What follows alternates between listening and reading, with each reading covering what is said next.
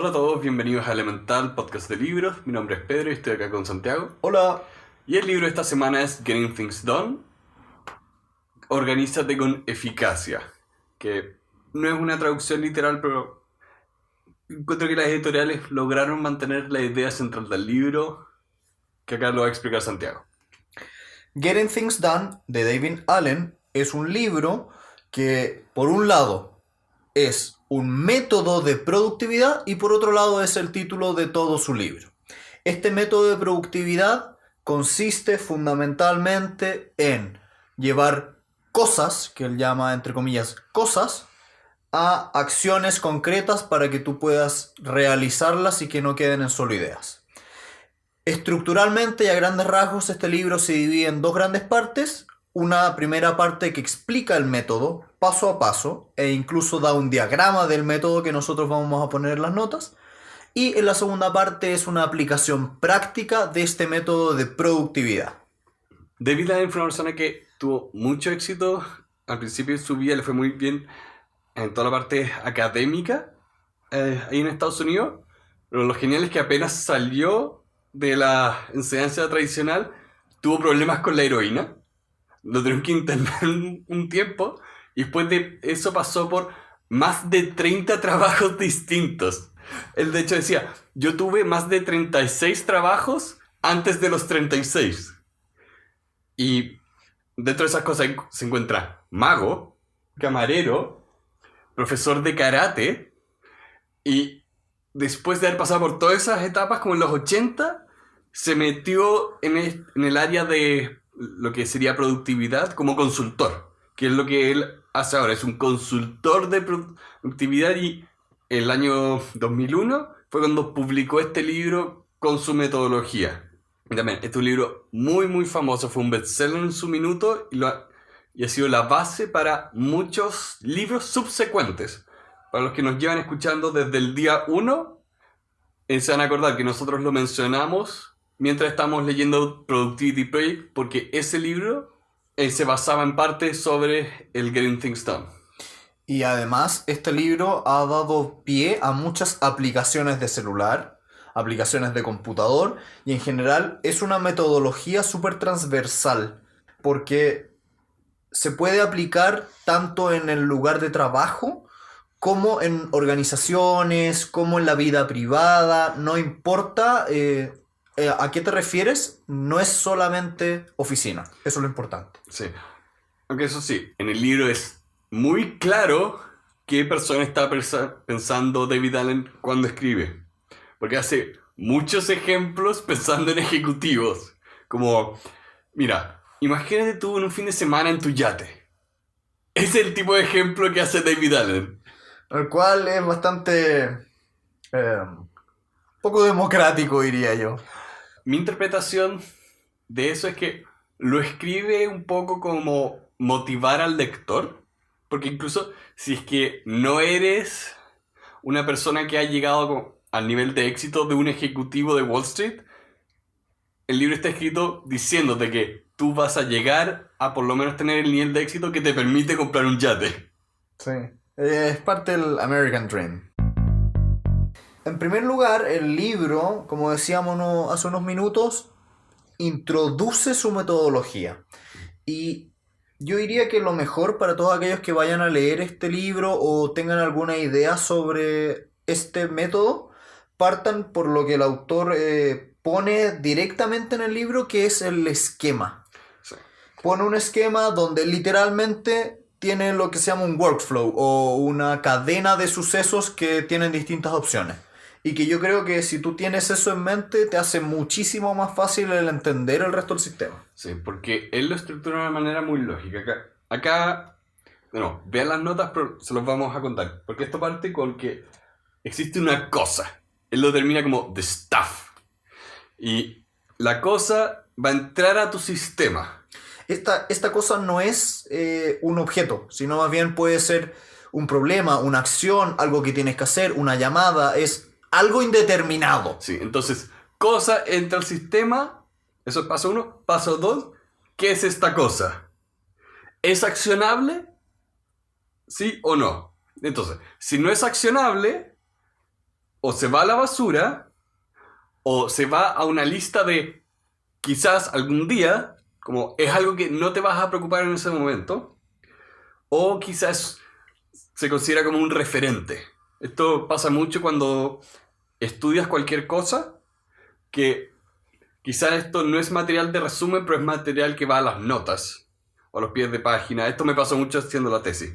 De hecho, yo lo he utilizado mucho en la oficina, cuando por lo menos yo como abogado me llegan documentos que no son accionables, pero me sirven de antecedentes para en un futuro hacer alguna operación, quedan guardados en el referencia. Entonces, ahora, si no son accionables, tenemos esas tres opciones. Si son accionables, paso siguiente, ¿cuál es la siguiente acción? Tienes varias opciones. O esto que tienes como acción va a durar más o menos de 2 minutos. Si dura menos de 2 minutos, el autor dice, hazlo inmediatamente. Deshácete al tiro de esta tarea. Si va a durar más de 2 minutos, ahí hay que distinguir. O lo delegas, Si es que puedes. si es que puedes, o difieres su acción, ya sea a una determinada fecha o a una lista de acciones, donde tú después posteriormente ya tienes toda tu lista y efectivamente accionas paso a paso. Exacto.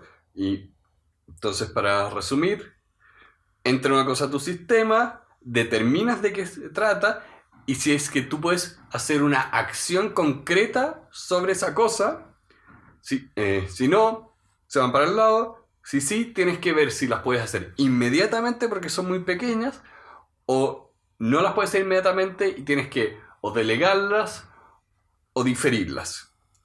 Y él pone un pequeño cuadro hacia el lado que es con respecto a los proyectos. Porque él define mucho los proyectos como una serie larga de acciones. Porque para muchas personas la idea de una tarea que te dure 2 minutos es muy poco tiempo. Pero ahí está la magia de esta metodología que quiere reducir las acciones a las unidades más pequeñas posibles. Entonces, si es que tienes una tarea muy muy larga, de verdad, a veces se trata de dividirla y una por una las cosas que tienes que hacer, como cuando hacemos las imágenes de Photoshop, que tenemos una lista y es transferir la imagen a Photoshop, poner el texto, poner la tipografía correcta, poner los efectos para que se vea bien. Ninguna de esas acciones en total dura más de 2 minutos, pero el proceso entero puede durar incluso media hora. Y en ese sentido, yo partiría un poquitito conversándolo en orden. Sí, ahora vamos al libro. Y hablando ya desde el libro mismo, que está bastante ordenado, es bastante, yo diría, cronológico. El autor parte con una idea que a mí me gustó mucho. Dice, intenta capturar todo en tu sistema, de manera de que nada quede dando vuelta en tu cerebro. ¿Cuál es la gracia de eso? El estrés asociado a tener muchas cosas que hacer y no tenerlas ordenadas se reduce exponencialmente si es que tú eres capaz de tenerlas todas en un sistema ordenado confiable. Uh-huh. Y lo segundo que me gustó mucho es que siempre tienes que pensar en base a inputs y acciones, a antecedente y acción propiamente tal. Que yo creo que es una de las grandes lecciones que yo extraje de este libro. Ya, esto qué acción concreta es, pero acción física, esto es sentarte a escribir algo, esto es ir a tal lugar, esto es llamar a tal persona. E incluso más específico de... ahí voy a aprovechar que dijiste, sentarme a escribir algo, eso sería una acción que no funcionaría acá porque no es suficientemente específica. Por ejemplo, si estás escribiendo una tesis es, me voy a sentar a trabajar y escribir la introducción y después voy a escribir el primer párrafo basándome en este antecedente. Trata de ser muy concreto porque acciones ambiguas suben el nivel de estrés. Y eso es lo importante de sacarte las cosas de la cabeza, ponerlas en el sistema, pero que en el sistema también sean claras, porque si no son claras van a volver a tu cabeza.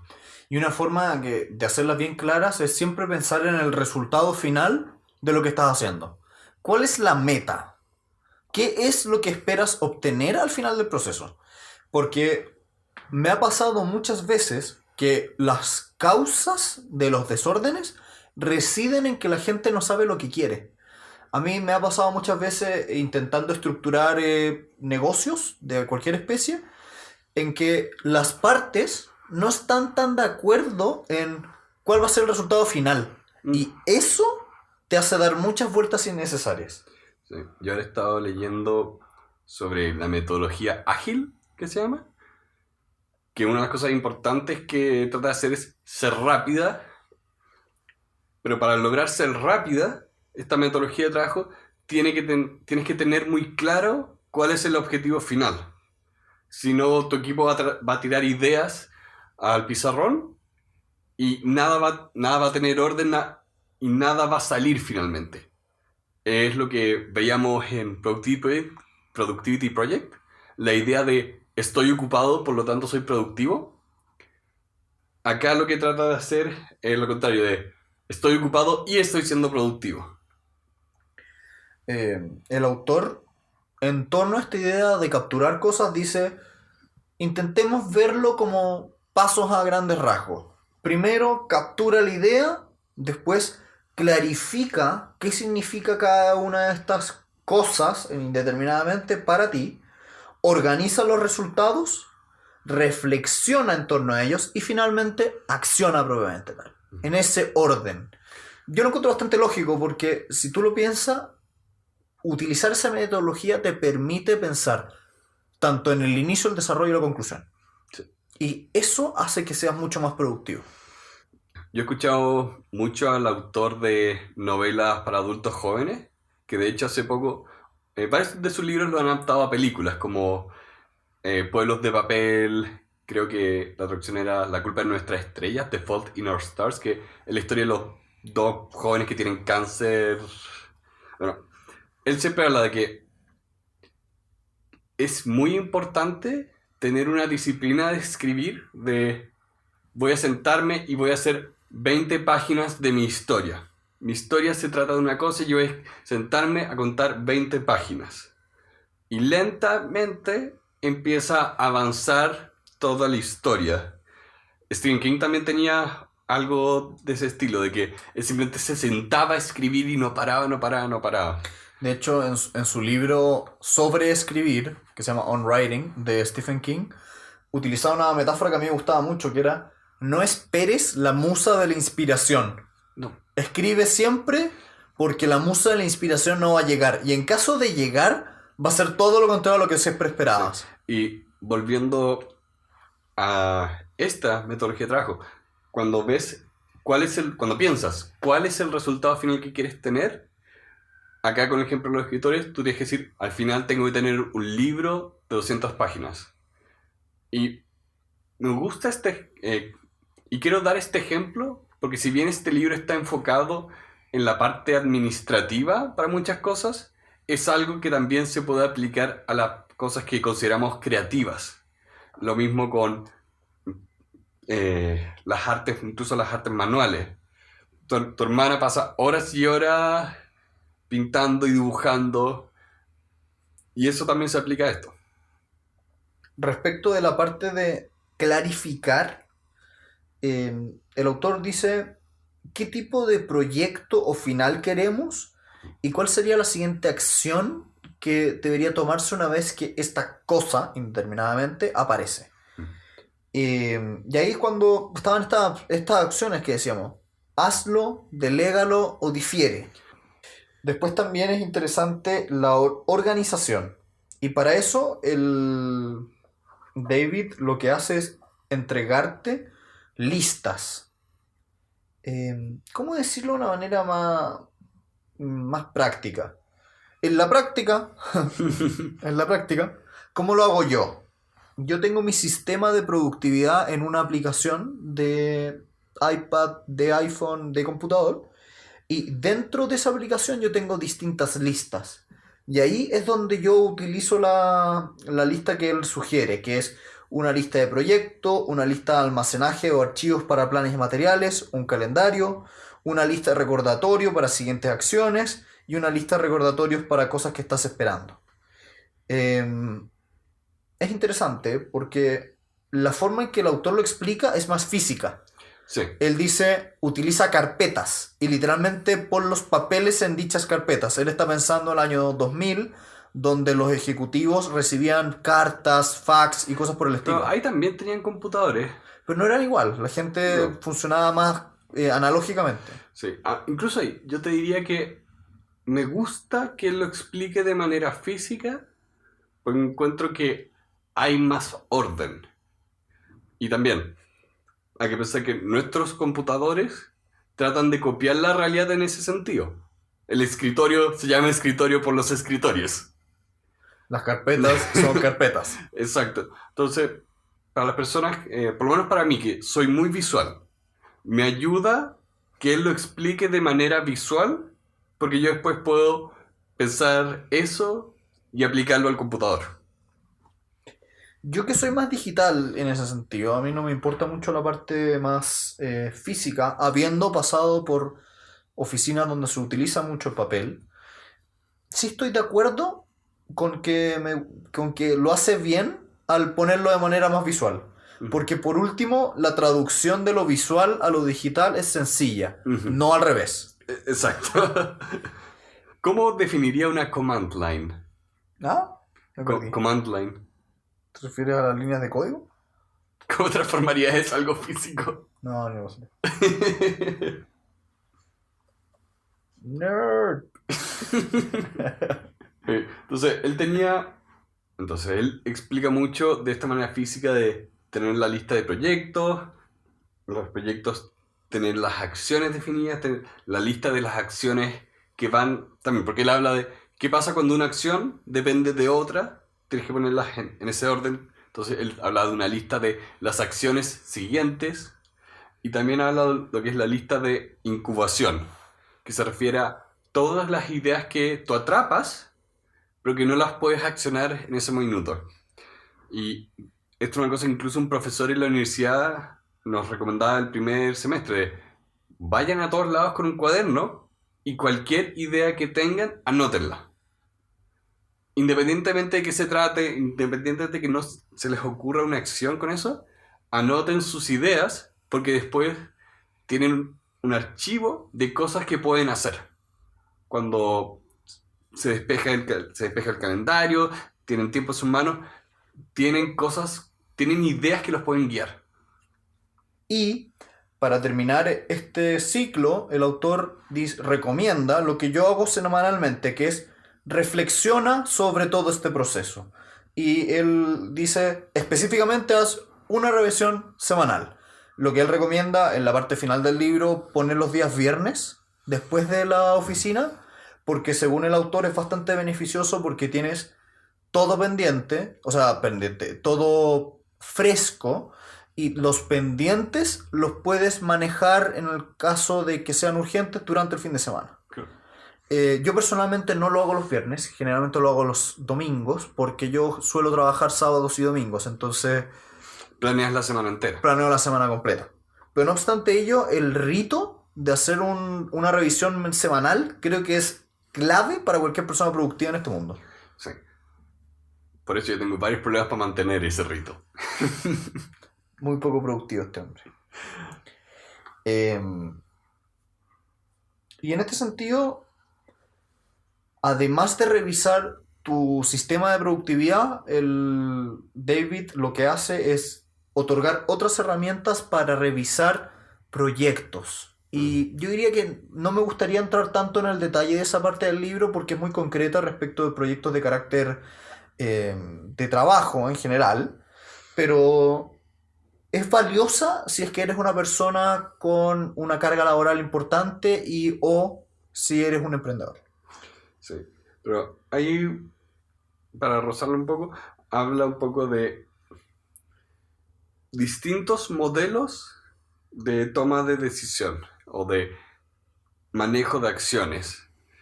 Y, de nuevo, aquí hay que aclarar que siempre estas cosas son modelos y lo importante es que los modelos son útiles, no necesariamente son 100% efectivos.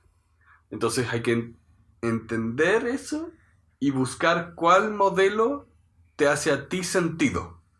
Porque no puedes copiar el modelo de Getting Things Done si es que no sientes que tú trabajes así o que te puedes adaptar a este modelo. Bueno, si queremos entrar entonces un poquitito en esa discusión, y para aquellos que tengan en una de esas casualidades el libro en la mano, en el capítulo 3 se habla sobre los proyectos propiamente tal y cómo sería natural planearlos en general. Y solamente enumerando, dice, en primer lugar, define los propósitos y principios. En segundo lugar, visualiza el resultado. En tercer lugar, el brainstorming o lluvia de ideas. En cuarto lugar, la organización. Y la cúspide o la parte más importante es la identificación de las próximas acciones. Respecto del definir propósitos y principios, no sé qué opinaste de esa parte. Mi forma de trabajar es que siempre tengo que tener la idea clara o la idea principal clara. Soy, como dicen, de big picture. ¿Ya? Entonces, la idea de definir esas cosas para mí es fundamental. De ¿para qué estamos haciendo esto? ¿Dónde está la meta? Porque así puedo trabajar hacia algo. Cuando las cosas no están claras, todavía no sabemos hacia dónde estamos apuntando, ahí yo empiezo a tener problemas y empieza a ser desmotivador. O sea, de hecho el autor utiliza esas palabras, dice, el definir los propósitos de principio alinea los recursos, motiva, enfoca. ¿Sí? Hay una idea una idea que me impresiona todo lo que se repite en lo que es el mundo del diseño, pero que no se entiende fuera de ese mundo, es lo importante de las limitaciones. La gente siempre piensa de, si yo tuviera recursos ilimitados y tiempo ilimitado y no hubiera restricciones, podría hacer todas estas cosas. En la práctica, eso es lo peor que te puede pasar. Lo peor que te puede pasar es que te pasen $200 millones y te digan, haz una película. La incertidumbre. La incertidumbre. Las restricciones empiezan a darte un sendero para trabajar y para caminar. Y por eso mucha gente que efectivamente le dicen, acá hay 200 millones a una película, lo primero que hacen es empezar a ponerse restricciones de, esta es la historia que quiero contar, este es el tono que quiero tener, estos son los efectos que quiero usar, este quizás es el libro que quiero adaptar. Empiezan a hacer las cosas más concretas. Entonces, una idea, un objetivo muy general es muy útil si es que puedes avanzar hacia él. Pero tienes que empezar a ponerle restricciones. Para mí, la parte de la lluvia de ideas fue bastante interesante porque se hacía cargo de las preguntas ¿qué y por qué? Y el mecanismo para ese qué y el por qué. Que es bastante interesante cómo el autor se pone en los pies de probablemente muchos grupos de decisión, donde dice, no juzgues, no evalúes, no critiques, simplemente intenta ir por la mayor cantidad de ideas y después te preocupas del filtro. Pero al principio no ataques a la contraparte, al principio escucha, sea abierto.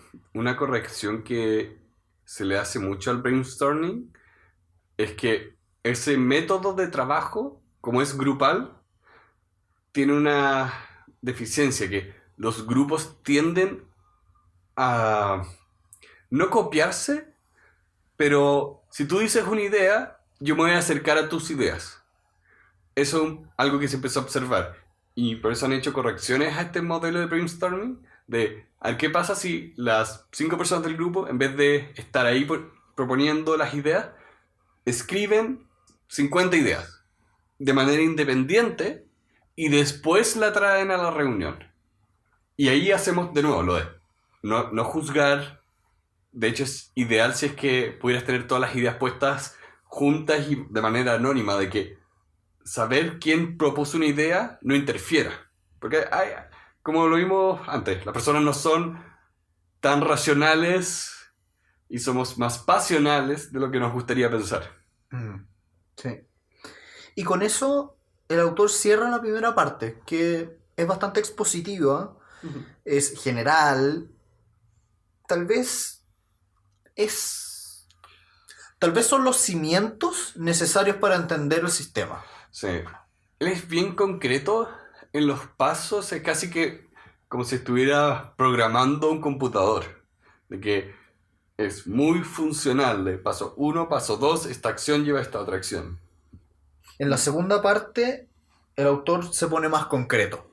Y se ponen los zapatos de un ejecutivo, de un... O sea, es menos concreto con la metodología, más concreto con los ejemplos. Sí. ¿Qué pasaría si es que un ejecutivo toma este libro y quiere aplicar lo que en la primera parte se le expuso? Primero se va del yate. Sí. Los ejemplos son poco aterrizados, sí, es verdad.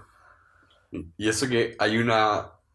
En el 2001 hay una revisión de este libro, que por lo menos la que está en Kindle, que es peor todavía para esas cosas.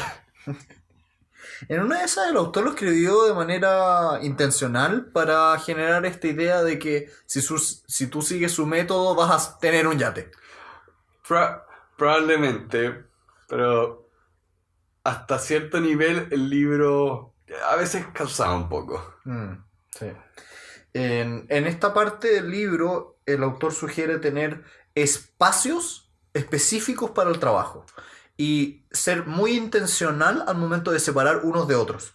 Ser muy intencional en separar tu oficina de tu hogar, de tu entretenimiento del lugar donde vas a trabajar. Y te diría que son las cosas más complicadas de mantener, porque no todas las personas tienen el lujo de tener múltiples piezas.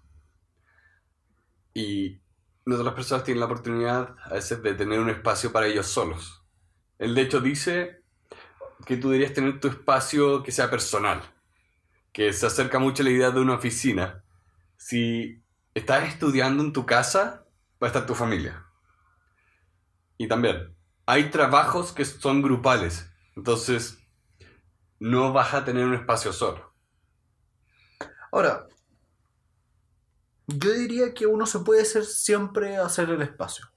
Yo diría que si bien puedes trabajar en estos como espacios abiertos de las oficinas modernas, donde cada uno se sienta donde uno quiere y todo. De hecho, nosotros tenemos un amigo que trabaja en Microsoft y el otro día fui a ver su oficina y se trata de estas típicas oficinas abiertas con muchos mesones, con muchas sillas repartidas por todos lados. Aún así, si tú eres lo suficientemente metódico, eres capaz de encontrar un minuto a través del tiempo hacer el espacio. Es decir, por ejemplo, quédate más tarde o llega más temprano, cuando no hay nadie, de manera de que tú seas el único que está en ese espacio. O, como el autor dice, quédate los viernes después de la hora de que todo el mundo se va para organizar tu semana. Y si lo logras de esa manera, eres capaz de ser más productivo, y que es la gran meta de este libro. Sí, y volviendo... Y también, cuando digo que esta idea tiene problemas, es lograrla, porque encuentro que es fundamental tener un espacio separado. La idea de que el espacio de trabajo sea solo de trabajo, encuentro que es difícil de mantener, pero si lo logras es muy, muy potente.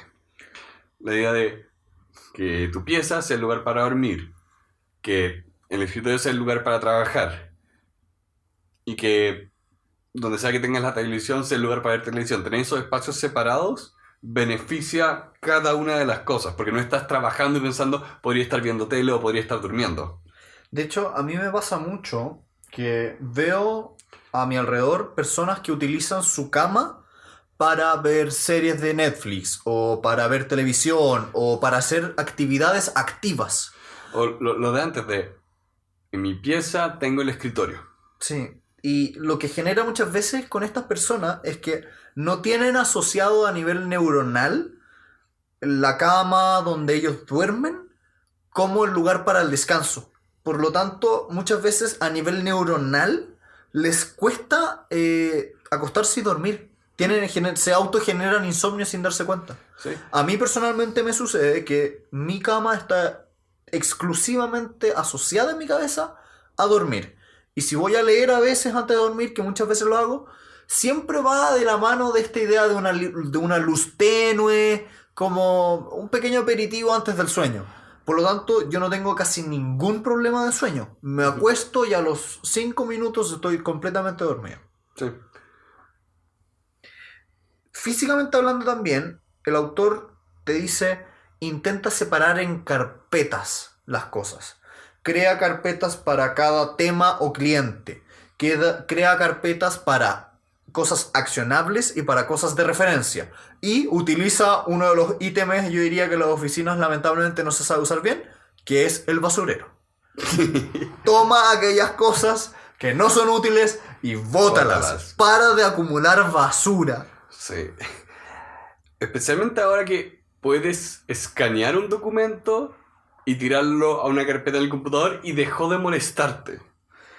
Yo personalmente, digitalmente, guardo todo. Sí. Porque no cuesta. Exacto. No, el espacio de un documento de 30 kilobytes es completamente irrelevante. Pero el espacio que acumulan una serie de papeles, sobre todo si son copias uno del otro, infinito. Infinito. Y también acá él habla de hacer carpetas. Hace si tú sabes que no vas a hacer carpetas, simplemente dibujar quizá tu organización te ayuda. Es curioso. Dentro de lo que me encanta la tecnología y cómo me he movido más hacia cosas digitales, en esa digitalización he redescubierto el amor por el papel y el lápiz, porque es un espacio silencioso, Ya. donde me es fácil concentrarme y visualizar las cosas antes de ponerlas en acciones. No sé si a ti te pasa, pero la textura del lápiz físico es muy distinta. Sí. Es muy distinta. Tiene un sentimiento distinto. Tiene un sentimiento distinto asociado. Sí. Otro elemento interesante es si es que vas a tener recordatorios, ya sea en tu calendario. El autor habla de las Blackberries, que hoy en día ya lamentablemente ya no existen.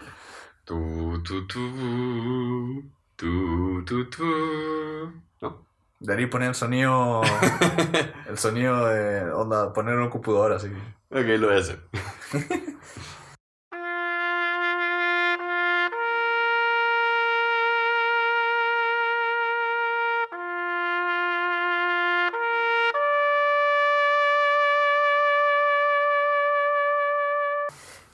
Dentro de estas Blackberries, hoy iPhones, Androids o lo que sean, tú tienes que tener tus listas de recordatorios, ojalá en los calendarios.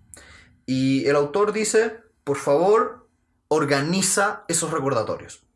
Crea listas de llamados, crea listas de cosas para estar en el computador, crea listas para los dados, crea listas para estar en la oficina, para estar en tu hogar, etc. Y lo que me llamó la atención es que estas listas se generan en torno a los lugares físicos en que estás. Si es que tú estás en la oficina, haz cosas de oficina. Si estás en tu hogar, haz cosas de hogar. Si estás haciendo trámites, haz cosas de trámites. Lo cual, igual, en cierto sentido, economiza mentalmente tu carga. Te permite hacer chunks. Sí. O que si es que aquellos no escucharon el primer episodio, se refiere a agrupar cosas en la medida que sean parecidas unas de otras.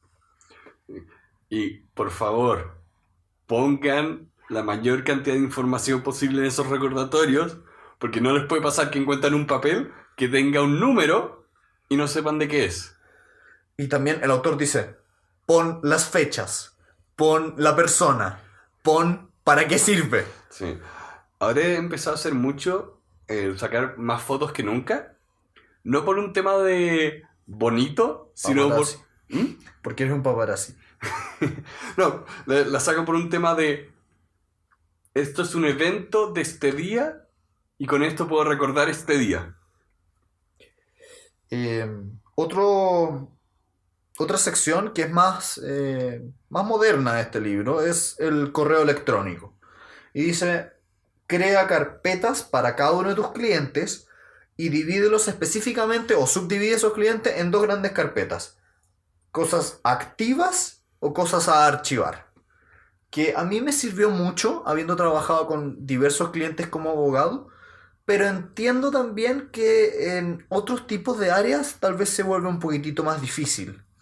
Ujú. Estoy pensando en personas más artísticas que no tienen tantos clientes o que el cliente es indeterminado, que por ejemplo si tú vendes polerones, el cliente no requiere una carpeta propia, sino que es como una especie de género. A mí me gustó, yo me quedé en la práctica, yo me quedé con la idea de dividir los temas por cliente. Y lo hice así y me ha funcionado muy bien desde que lo implementé. Bueno, incluso acá puedes agrupar clientes, porque él se refiere mucho a grandes clientes. Hay trabajos que en vez de tener pocos grandes, tienen muchos chicos. Así que ahí es importante, de nuevo, es adaptar el modelo. El modelo por sí solo no le funciona a nadie. Funciona en la medida que lo adaptes a tu forma de trabajar. De hecho, yo diría que lo más importante de este libro es que si tú lo lees, vas a ser capaz de identificar tal vez secciones que son muy aplicables a tu vida diaria. Ujú. A mí me pasó personalmente que no utilizo la metodología de Getting Things Done completa, sino más bien me quedé con ciertas cosas específicas que hasta el día de hoy hago, pero no lo hago de manera universal. Por lo general, ¿a ti qué te pareció el libro como un todo?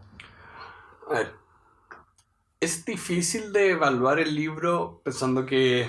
creo que este yo lo leí en el 2015, no, antes incluso. Tendría que revisar cuando lo compré en el Kindle, pero fue uno de los primeros libros que compré en el Kindle. Y por un lado, es un libro muy importante que ha influenciado muchos otros libros, como le decíamos al principio, y por eso mismo es difícil leer la versión original, porque todo lo que está haciendo acá lo he visto en otros lados y a veces lo he visto hecho mejor. Pero más allá de eso, tiene un valor como de haber sido el que creó la idea. Sí, sí. Si puedo hacer una metáfora de esto. Pienso en libros como The Productivity Project, que se trataban de productividad en general, como si es que yo hiciera un libro respecto a cómo en esta ciudad funciona todo el transporte. Entonces, sería cómo funcionan los autos, los buses, los taxis, en las calles, en las carreteras, en los caminos, con los peatones. Eso sería Productivity Project, algo muy global.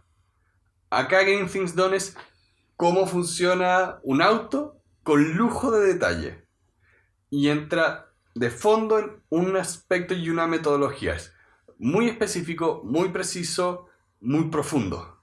Entonces, entrando a eso y explicando eso, yo diría que alguien que viene a este libro no tiene que pensar que es la cura de la productividad, sino que es un modelo muy bueno. Y que de hecho, habiendo hablado de manera negativa del libro, yo aún así encuentro que esta es una muy buena metodología. Porque por lo menos puedo sacar grandes lecciones con respecto a la parte de acciones, la parte de proyectos y de cómo entender que el cerebro no funciona para archivar cosas, como sí funciona cuando le das cosas claras. Toda esa parte la encuentro que es fundamental y que no me extraña que la gente copie. ¿Cuál es la lección que tú te llevas acá? A mí, a grandes rasgos, el libro me gustó mucho. Yo lo leí, yo creo que en 2014, 2013, y lo apliqué. Por lo tanto, es un libro que me marcó, en cierto sentido. Es un libro que yo sigo en el día a día, no completo, para nada, pero en ciertas cosas muy concretas. Entonces, eh, a mí me gusta mucho como libro. Siento que la lectura a veces flaquea un poco y la parte final, de hecho, es un relleno asqueroso de 100 páginas que no vale para nada la pena leer.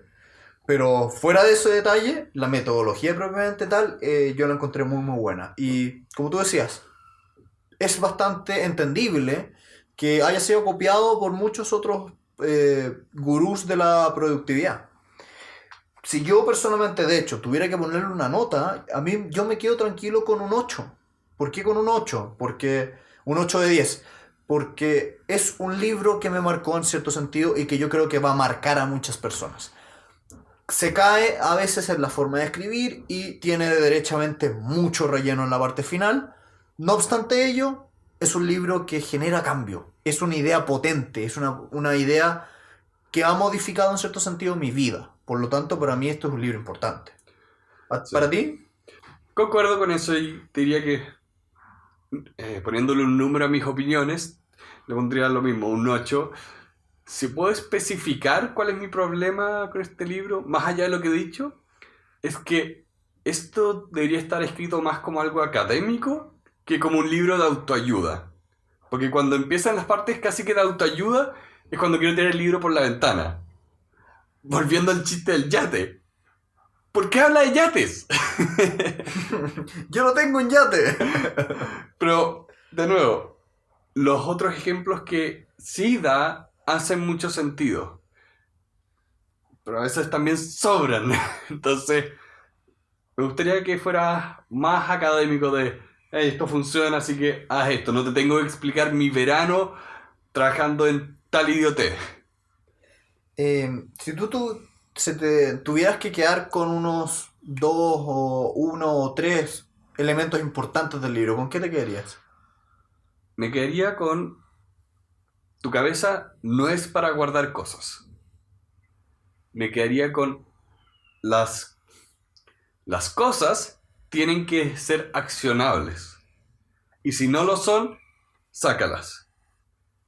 Porque es muy importante hoy en día bajar los niveles de estrés y la no accionabilidad de las cosas es una fuente importante de estrés. ¿Para ti? Como de hecho creo que lo comenté en su minuto cuando se citaba a este libro en Productivity Project en el primer episodio de este podcast que los invitamos de hecho a escuchar, lo que más me gustó es piensa en acciones. Piensa en cómo esta idea tan abstracta se traduce en un paso concreto.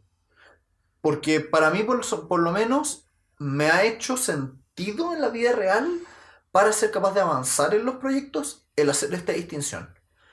Muchas veces uno se entrampa en la idea de, ya, tengo esta tremenda idea, pero, ya, de acuerdo, pero acciona. ¿Qué tienes que hacer? ¿Cuáles son los pasos? ¿Cómo lo hago? Y a mí me ha servido mucho en ese sentido. También por otro lado, una cosa que me gustó mucho es ten un sistema.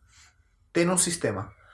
Ten una estructura pensada y metódica para llevar a cabo tus cosas. Sobre todo si es que eres independiente o tienes tu propio negocio. Y por último, un rito que yo he incorporado en mi vida que me encanta es la revisión semanal. Dedícate media hora, 15 minutos, 1 hora incluso, a revisar tu semana, a planificar la próxima. Por lo menos a mí personalmente me ha dado muy buenos resultados. Muy, muy buenos resultados. Porque te organiza, te hace mirar la estructura completa y la estructura más pequeña. Te hace priorizar. Te hace no perder el tiempo. Ser muy intencional en lo que tienes que hacer. Sí. Yo voy a recoger eso último que dijiste y recomendar este libro a todo el mundo realmente, porque a menos que ustedes quieran vivir en una cueva, dada la sociedad en la que vivimos, van a tener que trabajar en algo. Y todos los trabajos se benefician de poder planearlos. Incluso los trabajos más creativos. Y no hay nada que me moleste más que cuando la gente crea un mito alrededor de que de ciertos trabajos como que son estas cosas que no tienen estructura y son 100% libres y... No. Incluso un trabajo creativo, incluso un trabajo que no es lineal, tiene cosas que sí son concretas. Incluso cuando un trabajo es complicado, porque no hay una metodología como... Ahora, la cosa más concreta del mundo es hacer un edificio porque partes de la base y vas para arriba. Hay cosas que no son así. Hay cosas que no son tan lineales. Pero incluso esas cosas no lineales tienen tareas secuenciales. Entonces es muy importante que todas las personas que quieran mejorar lo que estén haciendo, lo lean. En ese sentido encuentro que estos son unos libros más universales que hemos encontrado acá en el podcast. Yo también estoy de acuerdo. Yo se lo recomendaría a cualquier persona que trabaje en general o incluso estudiantes. El ser ordenado y metódico en la vida te hace ser intencional. Eh, Hay una cosa que nada te puede devolver y es el tiempo. Tu Mm. vida es mucho más corta de lo que crees. Por lo tanto, si es que no eres intencional en la inversión de ese tiempo y no eres, entre comillas, productivo, ya sea para ser productivo en tus relaciones, en tu familia, en tus hobbies, da lo mismo. Pero si no eres intencional y pierdes tu tiempo, nada te lo podrá devolver, ni todo el dinero del mundo. La intencionalidad es lo que hace que incluso una acción caótica pueda encaminarse a un resultado concreto. Así que con eso damos por terminada la sesión de esta semana. Muchas gracias por escucharnos. Los invitamos nuevamente a seguirnos escuchando. Estamos muy felices de cómo ha ido creciendo este podcast. Sí. Vamos adquiriendo de a poquitito, pero van llegando nuevos suscriptores. Hay personas que se nos han acercado a comentarnos sobre el podcast y estamos muy felices de poder compartir este aprendizaje con ustedes. Así que les deseamos una muy buena semana y que estén muy bien. Sí, muchas gracias por todo y que estén muy bien. Adiós. Adiós. Muchas gracias a todos por acompañarnos una vez más en este club de aprendizaje. Para estar al día pueden seguirnos en las 3 redes sociales, Facebook, Instagram y Twitter, donde podrán encontrar noticias y citas a los libros que leemos. Los invitamos a compartir con todos sus amigos este episodio para difundir sus ideas y hacer de este un mundo mejor. Les pedimos que nos dejen sus comentarios y opiniones en nuestras redes sociales y en particular las aplicaciones Apple Podcasts y Overcast si están en iPhone y Podbean y Stitcher si es que están en Android. Finalmente, los invitamos a suscribirse a nuestra comunidad en la aplicación de su preferencia. Muchas gracias a todos aquellos que forman parte de este club de aprendizaje. Que estén muy bien. Getting Things Done de David Allen es un libro que fundamentalmente explica un método de productividad que desarrolló el autor, cuyas siglas en inglés es GTD, y que consiste fundamentalmente en un paso... Hazlo nuevo y no digas fundamentalmente. ¿Por qué Porque fundamentalmente? lo dijiste 2 veces seguidas. Puta madre. ¿Te muestro los memes de Iván? Focus, Pedro. Oh.